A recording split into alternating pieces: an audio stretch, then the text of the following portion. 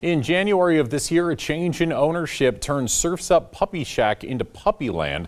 Puppyland, as of today, has had no public parvo cases reported, but at least 12 puppies from Surf's Up Puppy Shack sold between October 2019 and January of 2020 were diagnosed with potentially lethal parvovirus days after going home to their new families.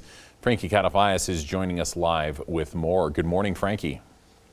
Good morning, Matt. Brian and Jessica Bishop were just one of several families heartbroken by their puppy's parvo diagnosis. After learning about other parvo puppies from Surf's Up, they were determined to hold someone accountable. So they consulted with a family friend who is also an attorney to learn what options they could pursue legally. We sat down with that attorney and even reached out to another attorney who specializes in animal law in Washington, Oregon, and Idaho for more information.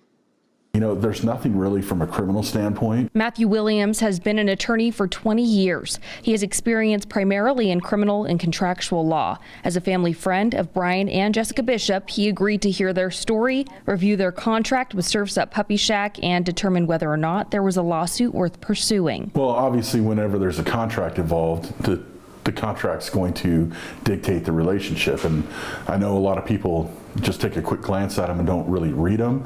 But when you have a problem, that's when the contract comes into play. And certainly there was a problem here. We reached out to Adam Karp, a lawyer who exclusively practices animal law in Washington State, Oregon, and Idaho. We asked him about Idaho's state codes surrounding animal welfare. One code in particular states it's illegal to, quote, negligently confine an animal in unsanitary conditions or to negligently house an animal in inadequate facilities, to negligently fail to provide sustenance, water, or shelter to an animal, end quote. Karp responded in part, the terms unsanitary and inadequate likely do not contemplate contracting contagious diseases, but rather dirty, cramped, unventilated, hazardous, or intemperate environments. The typical approach taken is to bring suit under the Uniform Commercial Code for breach of warranty and possibly the Idaho Consumer Protection Act 48-603. The lawyer the Bishops consulted with says given the evidence, the Bishops could have pursued a breach of contract lawsuit if they were able to prove the store owner knowingly sold them a sick puppy.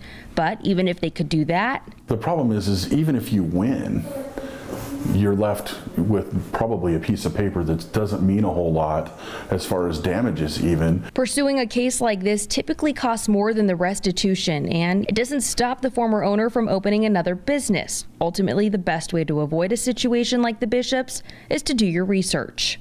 Your options are very limited as a consumer, and it goes down to pretty much buyer beware. I mean, you're buying a living thing, and so you really need to make sure that you're buying it from a reputable company. And unfortunately, I would say that in this case, it doesn't seem like the Bishops did. Well, tonight at 6 on Your Side, we'll introduce you to Brian and Jessica Bishop, the family who bought their dog from Surf's Up Puppy Shack. They're telling us why seeking legal action is not about the money, it's about accountability. Matt, back to you. All right.